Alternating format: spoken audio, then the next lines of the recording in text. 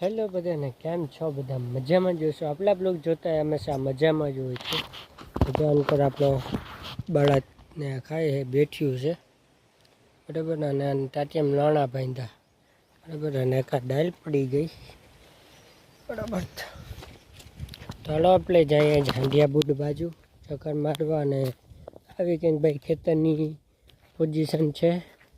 અને થોડાક દી બ્લોગ નહોતા આવતા, એનું કારણ હતું કે ભાઈ ટાઈમ નહોતો એટલો બરાબર. તો જે આપણા કપ છે ધોવાઈ ગયો બરાબર. ચાલો જાય આપણે હાંડિયા બુડ બાજુ ને વડી પટ્ટી બાજુ બરાબર ચક્કર મારતા આવી કંઈક ભાઈ વડી પટ્ટી છે બરાબર. તો વરસાદ માવઠું બહુ પડ્યું હતું ને ભાઈ, બહુ વરસાદ આવ્યો હતો. પાણી પૂર કાઢી ગયા ભાઈ, નદીઓ બધું ચલીને પૂર ગયું, એટલો વરસાદ આવ્યો હતો. અટાણે ભાઈ આવું કંઈક વાતાવરણ છે, વિખાઈ ગયું. અટાણે કંઈ એવું લાગતું નથી કે વરસાદ આવશે એવું. 20 તારીખ સુધી લગભગ નથી કંઈ, અને જો પછી કંઈ થાય તો આપણે એ ખબર નથી બરાબર. અને ટાઢો પૂર થાય એટલે આપણે જાવ ગુવાર નેદવા. હમણાં ભાઈ વરસાદ વહેર્યો એના કારણે ભાઈ જંગ બીર ઊભું પડ્યું ગુવારમાં. ગુવારથી વધુ ખડ થઈ ગયું. તો બધું અટાણે ચક્કર મારી આવું ફટાફટ, અને જીરીક ટાઢો પૂર થાય તો આપણે નદી નાખી પછી નાનું મોટું કામ હશે કરવું તો થાય ને ગયું મય બરાબર. ભાઈ એક તો ઉનાળામાં હક નથી મને તો બરાબર. ઉનાળામાં હક નથી, કામ નહીં કામ નહીં. એમ થાય કે ઉનાળો આવશે તો પૂરો ખાવું બરાબર, પણ ના, કામ તો કામ. આવી કંઈક પોઝિશન છે ભાઈ ખેતરની બરાબર. આવું કંઈક છે વાતાવરણ આજનું બરાબર. તો હાલો જઈ હાંડિયા બુટ બાજુ ચક્કર મારતા આવી બરાબર. લાંબો બ્લોગ બનશે નહીં, હમણાં બ્લોગ નહોતા આવતા. એનું કારણ એ જ છે કે ભાઈ હમણાં ટાઈમ નહોતો મળતો બરાબર. નેવરાજ નથી, વરસાદને પછી લાઇટ હોય નહીં અમારે અહીંયા. ફોન ચાર્જિંગ કરવા ક્યાં જાવ અમારે બરાબર. તો આ છે મારક બરાબર.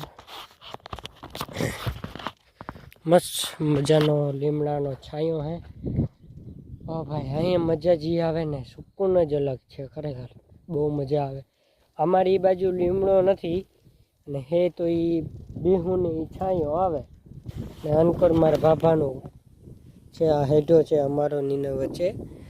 અને આ છે એનું ખેતર, અને એને ચા નાખ્યા છે, એ ધોવાઈ ગયા છે. એનું ટીસી છે બરાબર. અમારે બાકી તો જ્યાં હું કંઈ મોસમ છે અહીંનો બરાબર. પણ એવું કંઈ લાગતું નથી કે આવશે વરસાદ એવું બરાબર.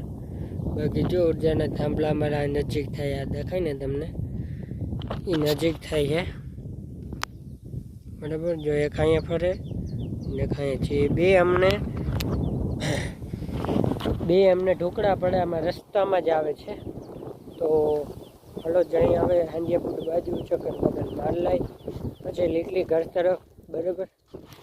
ને જો અહીંયા મારક કર્યો કેમ કે અહીંયા બાવે બંધ કરી દીધો ભાઈ મારક બરાબર. ઇનામ આવે તો ભાઈ એ તો બંધ કરી જ દઈએ છે બરાબર. પાછું એને ઢોયરું બરાબર, તો એને ક્યાંકથી તો કાઢવાને. તો આવી બધી રમથાણ છે બરાબર. ને જો અહીંથી સલીને ગયો તો વડી પટનીનું જે આવે ને, કાઢ્યો સલીને ગયો તો.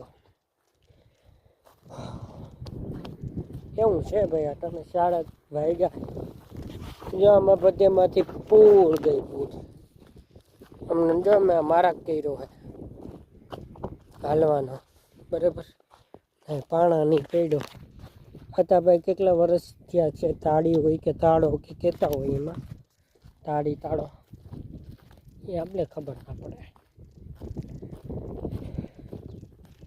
તો એટલો મેં વેર્યો ને તો એમાં હાંડિયા બુડને જ ભરાવે. એક જ જગ્યાએ પાણી છે બરાબર. બાકી તો અડધો હાવ ખાલી કૂટ પડ્યો છે.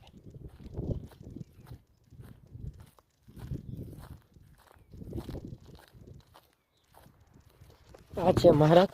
અમારે જો કંઈક ચોમાસામાં ફરીને આવવું પડે પછી અહીંથી જવાનું. જો આ હાંડિયા થોડુંક પાણી છે નહીં એવું તમને જો આમાં ખાબચું ભરાય એવું દેખાતું હશે. અને આમનું એક ખાડો ખાબચો ભરાણો એટલે કે હે ને ફૂંકાઈ ગયું ને ભાઈ ના ધોવાઈ ગયું. જો સરેડી દેખાય ઉપરનું પાણી આવે ને ઉપરનું પાણી એ પછી આમાં ધોવાઈ જાય. ત્યાં વાવડો આવતો હોય તો મારો અવાજ થોડો નહીં આવતો હોય તો કોમરાએ કરી લેજો થોડુંક બરાબર. હેડફોન બેરફોન ચડાવી લેજો. તો હાલો જીરીક વાર અહીં રખડી લઈ પછી જાય ઘરે બરાબર. એટલો વરસાદ આવ્યો તો એમાં હાંડિયા બૂટ ના ભરવાનો એટલે હદ કહેવાય એમ બરાબર. બાકી તો આમાંય ભાઈ ખડ ઉગવા માંડ્યું. જો હાલો થોડોક રખડી અને પછી જાય ઘરે બરાબર. બ્લોગને એન્ડ કરી નાખી. પસંદ આવે તો લાઈક શેર સબસ્ક્રાઈબ કરી નાખજો. નવા ચેનલમાં તો સબસ્ક્રાઈબ કરવાનું ભૂલતા નહીં. જય મોગલ જય મમ્મી. હા નીચે સબસ્ક્રાઈબનું ફ્રી જ આવે દબી નાખજો અને લાઈક કરી નાખજો. શેર કરવાનું ભૂલતા નહીં. મળીએ આપણે બીજા બ્લોગમાં. હવે બ્લોગ કન્ટિન્યુ આવશે.